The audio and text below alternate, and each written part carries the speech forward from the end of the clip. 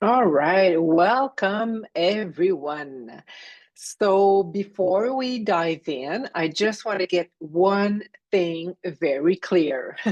This webinar and all our coaching related trainings for that matter. So this webinar is not about turning you into a coach.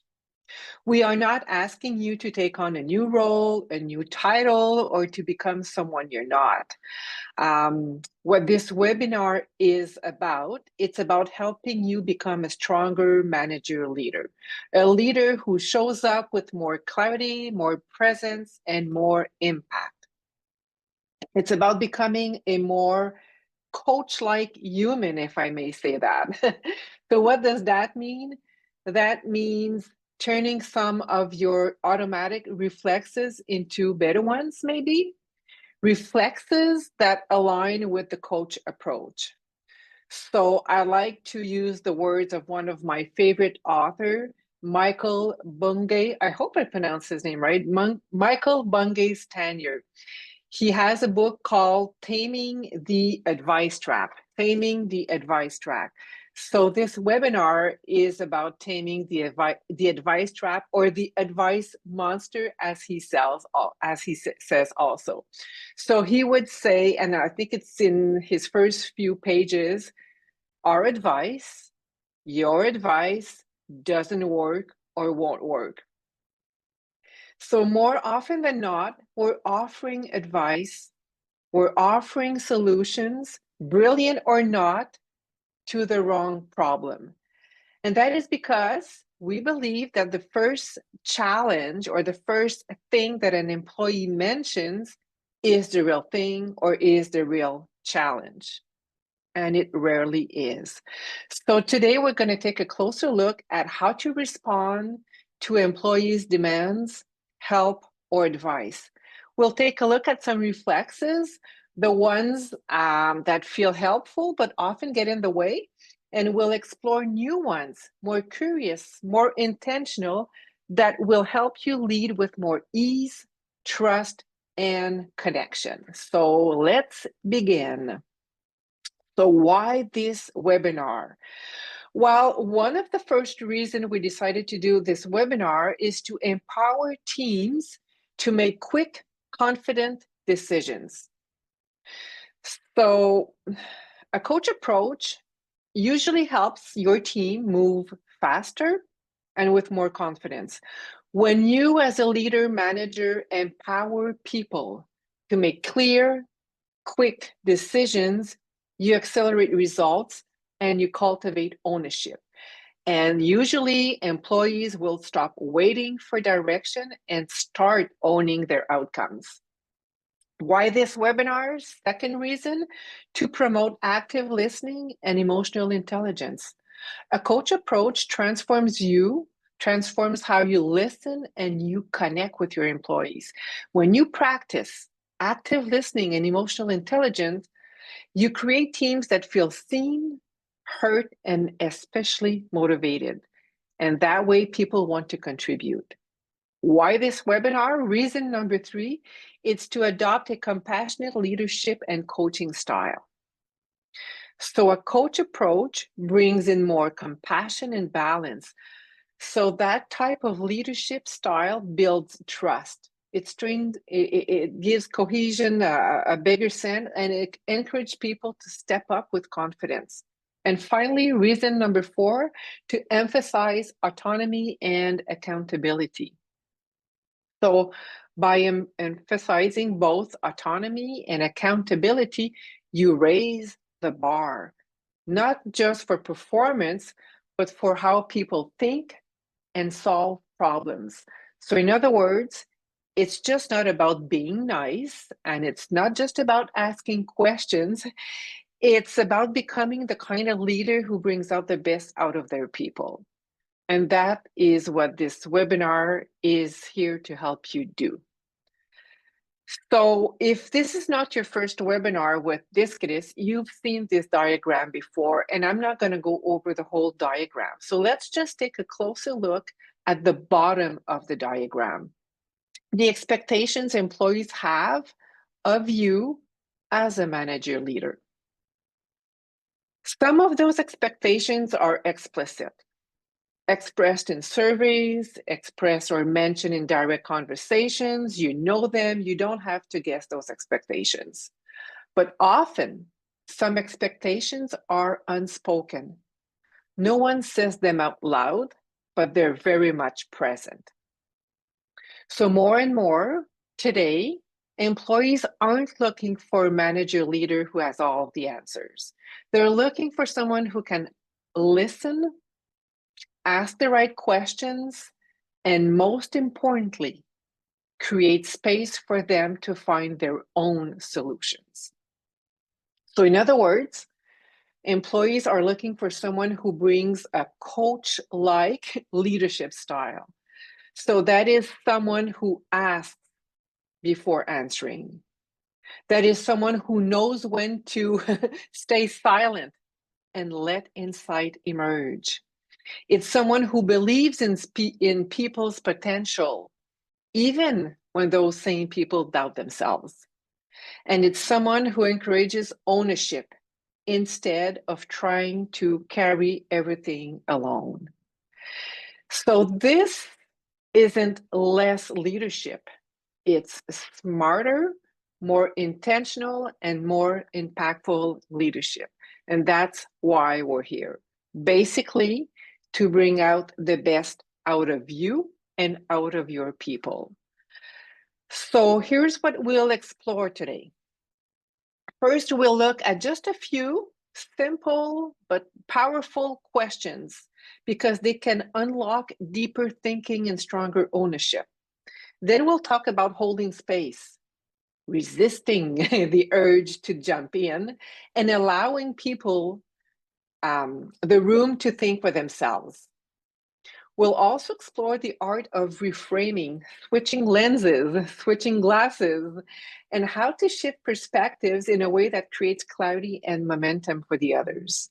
And from there, we'll dive into 2 or 3 traps, their risks, and the practical tips that makes all the difference. And finally, a few words on our upcoming training opportunities if you want to go further. So let's dive in. So here's a very fancy definition of what do we mean by the coaching approach? What is that? So that is a mindset that managers adopt to actively support the development of their team members as they work toward their goals and contribute to the organization's mission. Essentially, it's the ability to initiate an informal, spontaneous conversation aimed at creating clarity around a need, an issue, or a challenge, while emphasizing active listening and shared reflection. Ultimately, a coaching approach, it is the manager's ability to create the right conditions for autonomy, learning, and accountability, while fostering a climate of trust that supports the growth of both individuals and the team. Now, let's simplify this. At its core, a coach approach is not a technique. It's a mindset. It's a way of being that supports people as they grow, as they make decisions, and as they contribute to the team's mission. So a coach approach is something simple.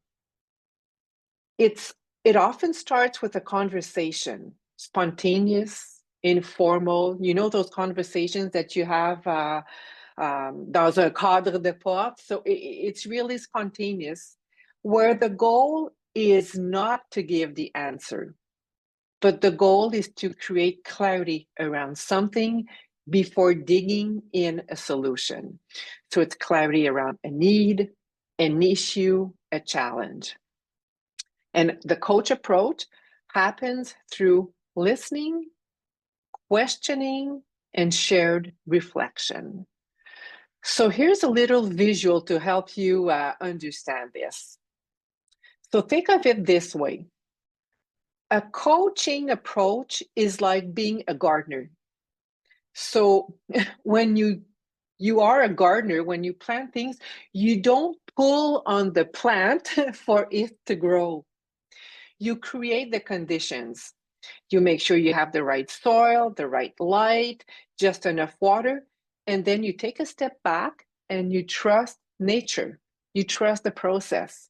So that's what a coach approach is about, creating the right conditions for people to think, to learn, and to take ownership, and knowing that when they feel trusted by you, the manager leader, they will stretch and grow. Now, let's start with something simple. It's a little survey. So, um, when someone on your team comes to you with a problem or challenge, what are your natural reflexes? So, it's not what you should do, it's what you actually tend to do instinctively. So take a moment to read these 6 options and choose all the ones that feel most familiar to do. Now, there are no right or wrong answer here. It's just a chance to notice how you usually show up. So which of the following reflexes do you most often adopt when supporting an employee or colleague in a challenging or unclear situation? So to join Slido, you simply have to put your camera in front of the QR code. Hallie, I don't know if you can also put that in the chat so it's easier for people to use. Excuse me.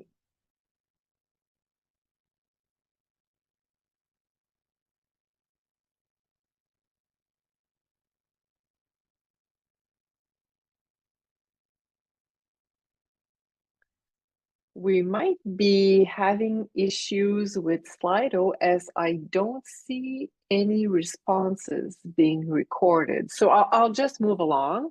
Oh, there it is. There it is. I'm also having some issues putting the link in the chat, but I'm going to try and sort it out quickly. All right. All right. So I'm really impressed. So 67% of youth has as a natural reflex taking time to fully understand the situation. And I think that's a big part of the coaching reflex. Make sure we understand a situation before even thinking about solution. I quickly suggest solutions. So just take a look at the answers that you see on the screen, and then I'll just add a few words on the next slide. All right, thanks for your participation. So here it is, 3 common reflexes today that we are going to try and replace with coaching reflexes. So one of the common reflex that we have is responding to questions with solution. So let's say you ask me, oh, Micheline, what should I answer? How should I answer this email? And I jump in with a solution. Well, here's how you should answer this email. So that's a common reflex. A coaching reflex would be responding to questions with more questions. So, Micheline, how would you answer this email? Well, before responding with a solution, I would ask more questions such as, well, what exactly are you thinking of? Did you already have something in mind before I share with you what's my solution? So responding to questions with more questions. Another common reflex that we have is assuming we know what the other person is talking about. So a coaching reflex would be asking questions to understand before imagining any solutions. I'm going through this one very quickly because that's the heart of what we are going to talk about in just a few minutes. But we often assume that we know what the other person is talking about. So thinking, another reflex, thinking that my solution will work for the other person. What worked for me might not work for you. What worked in this situation is not necessarily a one-size-fits-all for all solutions. So a coaching reflex would look like believing in the other person's ability to find a solution that fits that person or that fits that specific solution. So why do we tend to lean on these common reflexes, even when we know that coaching reflexes might serve us and our team a little bit better? Well, the truth is, these common reflexes, they do come from a good place. We want to help. We want to fix things quickly. And we want to feel useful and maybe in control. And let's face it, giving an answer feels efficient. It feels like we're doing our job as a manager leader. But here's the catch. What might feel helpful in the moment often creates dependence in the long run. Because when you always have the answer or the advice or the solution, it becomes like a revolving door and people keep going to you for advice, solutions, and so on. So coaching reflexes, on the other hand, take a little more time upfront for sure, but they will build something more powerful in the long run, like ownership, clarity, confidence. So the shift we're inviting today isn't about being less supportive. It's about being supportive in a way that empowers, not rescues employees. So reflex number one, a few powerful and simple questions. There we go. So questions that make a difference.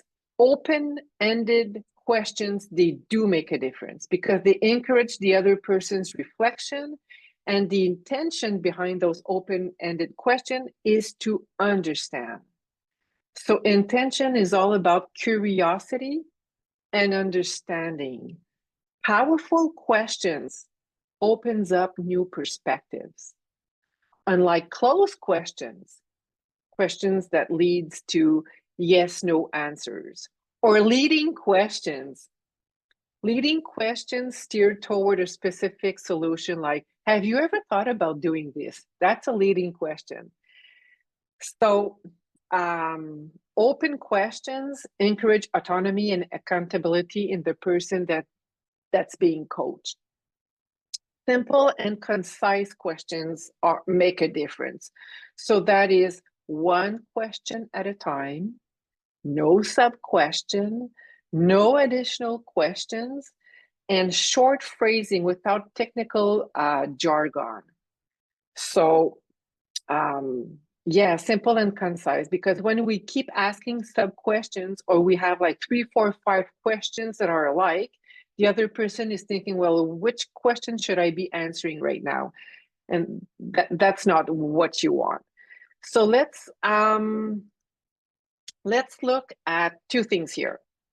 Usually when we have a conversation with someone else, usually there are three filters that are going on. The first filter is about omission. So there's information that's missing. We're leaving out information, not on purpose, just because we take for granted that the other one knows what we're talking about. So omission.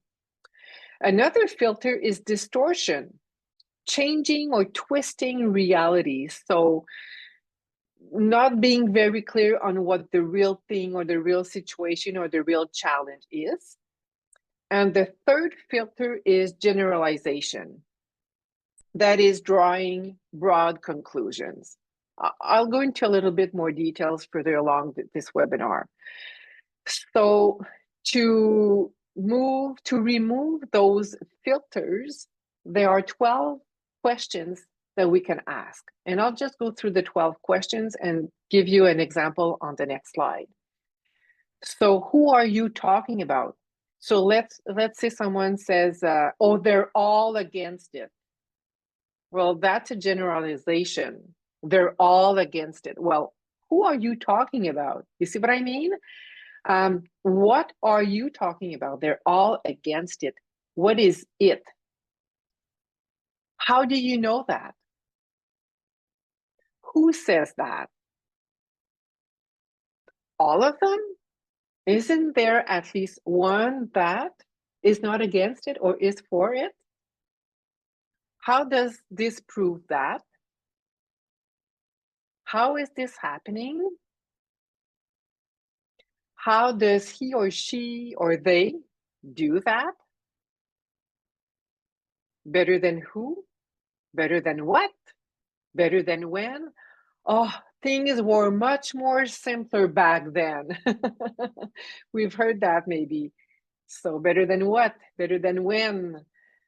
Against whom? Against what? What do you mean by that? What would happen if? No, you cannot ask all these 12 questions in one simple conversation. If you do that, it'll seem like you're at the police station doing an investigation or interrogation. So, but some of these questions can remove or take care of one of the three filters that you see on the right. All right. So in NLP, when we do our NLP training, there's a meta model that is used, and that was developed to undo these three filters and dig deeper. So the goal behind these 12 questions is to remove the filters, so it's not to interpret. The goal here is to ask questions in order to clarify. So again, warning, turning a conversation into using those 12 questions might feel like an interrogation. So stay away from that. So here's a little visual to go over these. So I don't know if you've noticed on the last slide, most questions had a who, a what, or a how in the question. So there's never a why. So powerful questions often has or contain who, what, and how. So from the three filters we just explored on the previous slide, we often find ourselves in one of these 5 typical conversations or content with employees. And I hope that you can see clearly. So on the little finger, they are universal content, if I may say so. So this is when someone says, "Oh, all kids today, or every, or never." So it's universal. So let's say someone comes to you and say, "Everyone is against my idea." Well, who exactly is against your idea? Has anyone supported it? So a few coaching questions to take care of the universal. Then on the next finger, there's limitations, like when you hear things like should, shouldn't, must, can, and so on. So let's say an employee or someone tells you, "Oh my gosh, I can't delegate this task to my team." Well, what would happen if you did? What stops you from delegating it? Have you tried before? What was the outcome? Is it that you can't or that you don't want to? So limitations, addressing limitations. A lot of the time it's about the verb. So the verb, how specifically? So let's say someone tells you, "Oh my gosh, they handled this so poorly." Handled it. Well, what specifically? What exactly did they do? What would handling it well look like? Another one is about nouns. So we just looked at verbs. Nouns. So someone tells you, "Oh my gosh, there is no communication in this team." Well, who isn't communicating with whom? So the who question. What would effective communication look like in the team or the situation? And the thumb is about comparison. So too much, too expensive, not enough. So let's say someone says, oh, she's not doing enough to support the team. She's not doing enough to support the team. What would enough look like? What specific support is missing? Has the team expressed that directly? And so on. So remember, who, what, and how will bring much more clarity in a conversation. So 3 types of questions. So we've just looked at some that addresses clarity questions. So here are a few questions that you might want to ask to stay away from ambiguity. So what exactly is the challenge for you? What specifically is concerning you? What examples can you give? How would you summarize all of this in 10 words? So that's a good one with when someone goes on and on and on and shares so much details. You ask a question to the other person, how would you summarize all of this in 10 words, just to gain clarity? So the goal here is to understand what we're talking about and to clearly identify an issue or problem. We often assume we know what the other person is referring to. So let's say I hear Hallie say, oh, Micheline, I can't make progress on this project. Well, Hallie, which project are we talking about? What does not making progress mean to you? What would it look like if we were or you were making progress? So just a few questions. Remember at the beginning we said in a coaching approach, we answer questions with questions. So that's a good example here. They are solution-focused questions, such as, what solution do you already have in mind? How are you thinking of approaching this? What would help you succeed? What would you suggest to a colleague in the same situation? So the goal with these questions is to help the employee generate their own solution. We often have the reflex to offer our own. So this is another situation where someone comes to you and you answer with a question. And then there's the commitment questions. The goal of these questions is to summarize and create accountability. We often assume that the other person knows what they should do next. So for example, what's your next step? How do you see things moving forward? When would be a good time to update me on whatever the situation was? So that's to create more commitment and accountability. All right. There's a nice statement from Alain Cardon.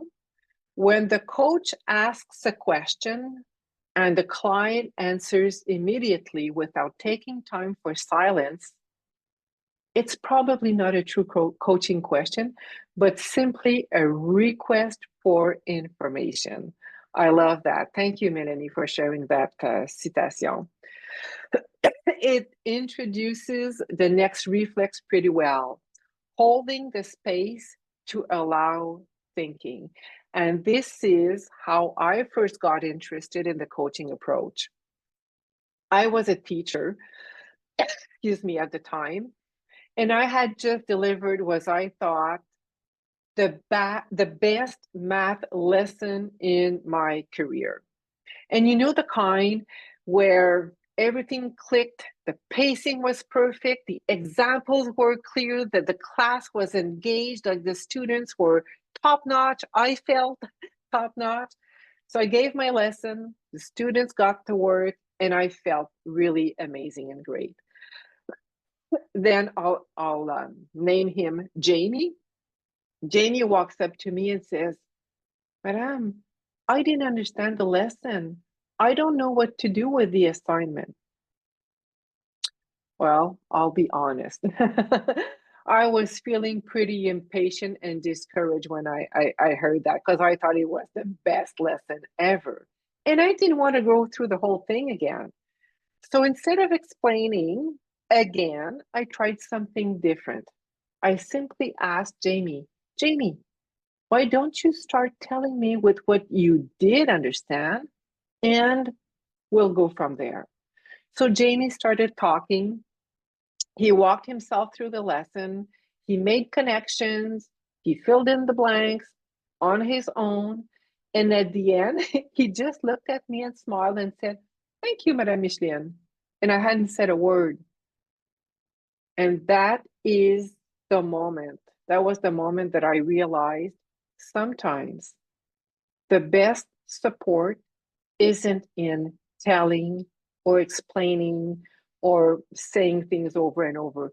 The best support is in creating space.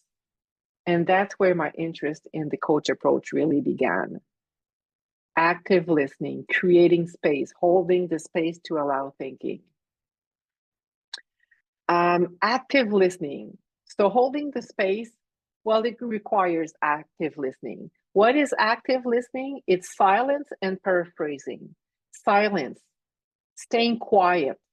Staying quiet is a form of communication. It helps create mental space. It helps build a space of trust. So it's like, so in conversation, our natural reflex is usually to fill the silence. It's like on a tennis court where we quickly return the ball back and forth, back and forth. Silence can feel uncomfortable.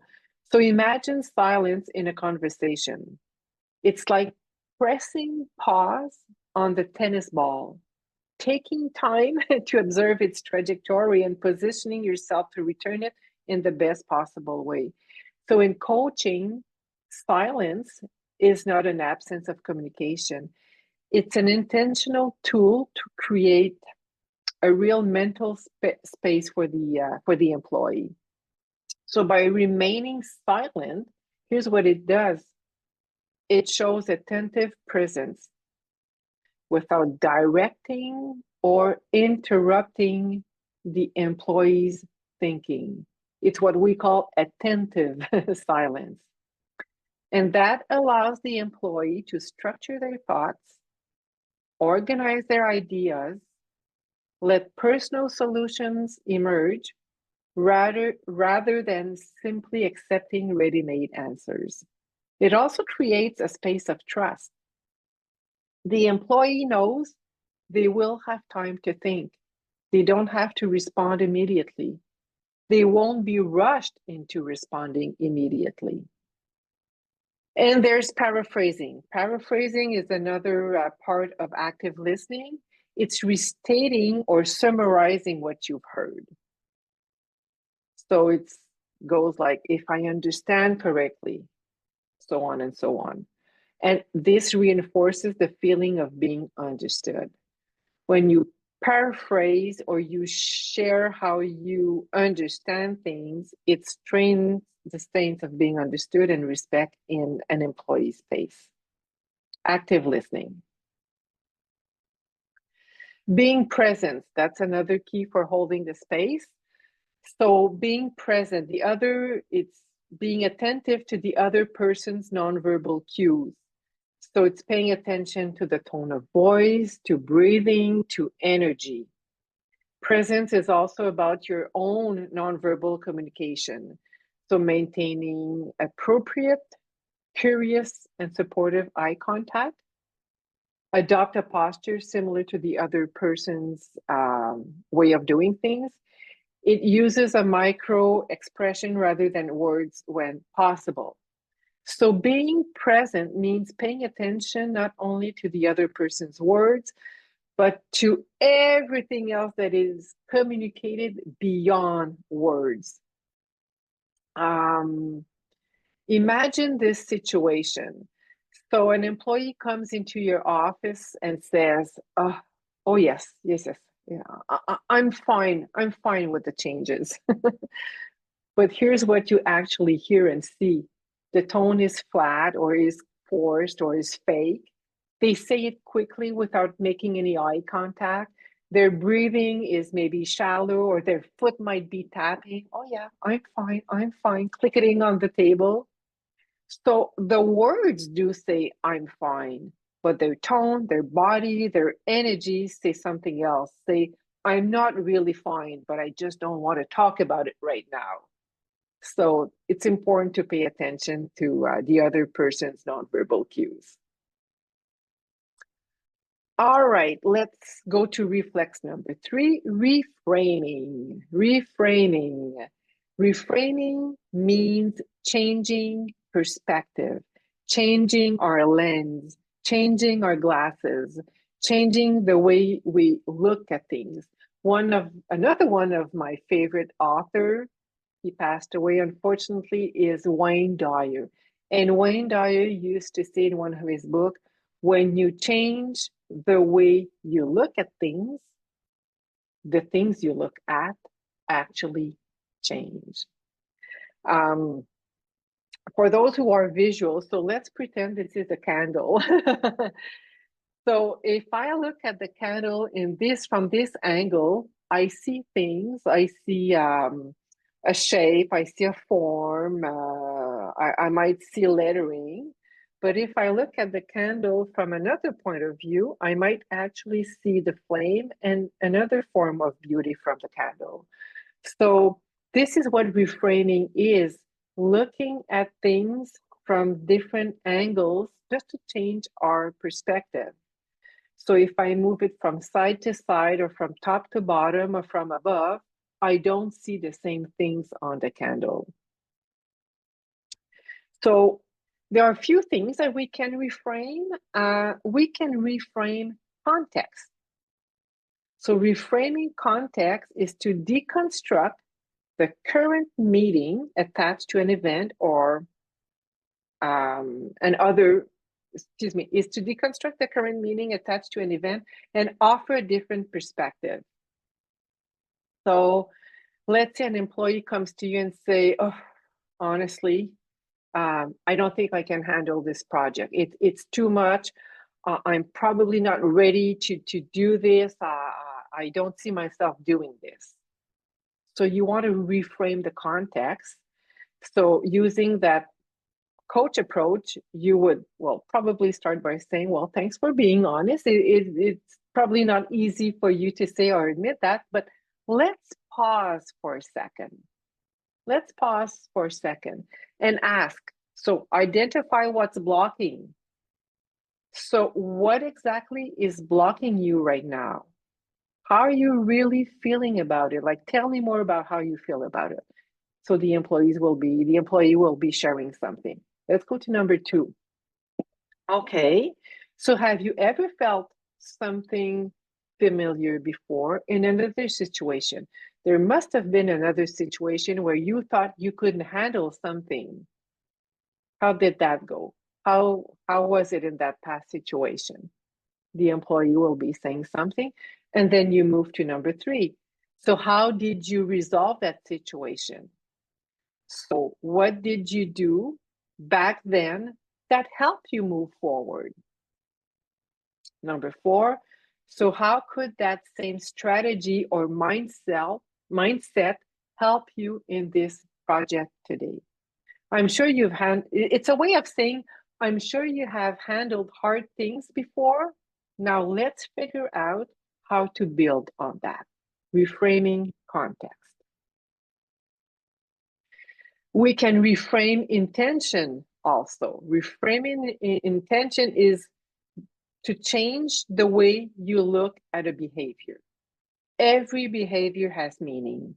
Every behavior meets a need, and it's to create an environment of respect and psychological safety. So understanding the positive intention prevents us from being in a placement where we judge behaviors as being good or bad. It promotes a mindset of curiosity and empathy. So positive intention is when we look for the positive purpose or function behind a behavior or obstacle. So let's say someone says, oh, Micheline, honestly, I think Mark is just enjoying making things difficult for me. He keeps questioning everything I do, everything I say. He's out there to make my life more difficult. That's the bad intention, right? So as a manager, again, I would say to the employee, well, can we take a step back for just a second and go to number one, identify the negative behavior. So what behavior are you reacting to specifically? Then he would say, or she would say something, oh, like he keeps interrupting or challenging my ideas in meetings. Okay, so let's try a quick exercise. What might be behind that behavior? Is it possible, and it's tentative, is it possible that Mark is trying to be heard? Is it possible that maybe he's trying to feel respected? Or is it possible that maybe, just maybe, he's trying to contribute in his own way? So, what need might be behind this behavior? What could explain the behavior? What is Mark's need doing this or doing that? And then you go to number three, putting your rose-colored glasses on. And you would say to the employee, now, just as a stretch, imagine putting nice rose-colored glasses just for 2 minutes. What's the most generous explanation you could come up with Mark's behavior? So reframing the intention, what if it wasn't a bad intention, but it was a good intention? This is what we mean by most generous explanation. And this approach helps move the employee from blame to curiosity, from frustration to perspective, and from assumption to possibility. Reframing the intention. All right, let's take another quick quiz. So knowing that the next step after this webinar is to stop solving things for others. So your next step is to use the coaching approach. Which behavior would you like to practice more? Is it staying silent? Is it asking questions to understand? Is it maybe rephrasing or paraphrasing? It might be reframing, like we just saw, reframing the intention or the context. What's your next step? I'm not surprised to see that most of you chose staying silent, because often as leader managers, we have a performance stress. It's like we think it's expected of us to say something. And it's truly the opposite. What's expected of us is to hold the space and give time to the other person to think, to figure these things out. Good for you for choosing that one. It seems so easy, yet it could be a challenge for some of us, especially those who like to talk and to be in action. So let's look at a few traps and tips. So trap or pitfall number one is asking questions that are too vague. So let's say, how's the project going? That's very vague. The risk, we might get superficial answers or a lack of introspection. The tip, prepare a focused question. So the question could be, what's preventing you from making progress on this point? That has an impact of encouraging deep, actionable insights. Pitfall or trap number two, filling, and it goes to almost all of your next step, filling verbal silence with advice. So rapid fire questions. The risk of that stifles the employee's creativity and reinforces dependency. So here's the tip, and you know this already. Use silence as a tool. Stay quiet, nod your head, nod instead. Even smile a little bit. Just have this nonverbal, very patient presence for the other person. The impact, the employee finds their own solutions and it builds autonomy. Pitfall or trap number 3, offering an awkward or clumsy reframe. An example of that would be saying, oh, well, at least it's not worse than, or so on. The risk by offering awkward or clumsy reframe is to minimize the problem and undermining credibility. So the tip, ask a reframing question instead. For example, what could you learn from this situation? The impact, it turns the obstacle into a learning opportunity. So that's it for us today regarding the 3 reflexes of the coach approach. Let's take a quick look at our next 3 trainings. There's the one coming up during this month of May, the impact of my leadership style on my employees and colleagues. Another word,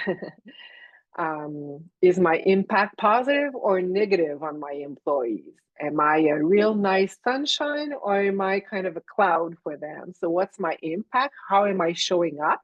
So that's all about the free training for May 20th. And June 3rd, meetings we love. 3 types of gatherings that foster collaboration. So employees wanting to be at meetings is what it's about. Next steps, often people do register for our webinars because they love to watch the recordings on their own time. So all webinars will be shared in our newsletter. So that's new. We used to send them within 24 or 48 hours after. Now it's more periodically in our newsletter. But you need to subscribe to our newsletter to receive recordings and much more. It's more than webinars. So scan the QR code if you're not already registered to our newsletter. And finally, if you would like to talk about your challenges as a manager, as a leader, always feel free to book a meeting with one of our experts. So just click on that QR code right now and book a meeting with any one of us. We would be glad to be there and help you.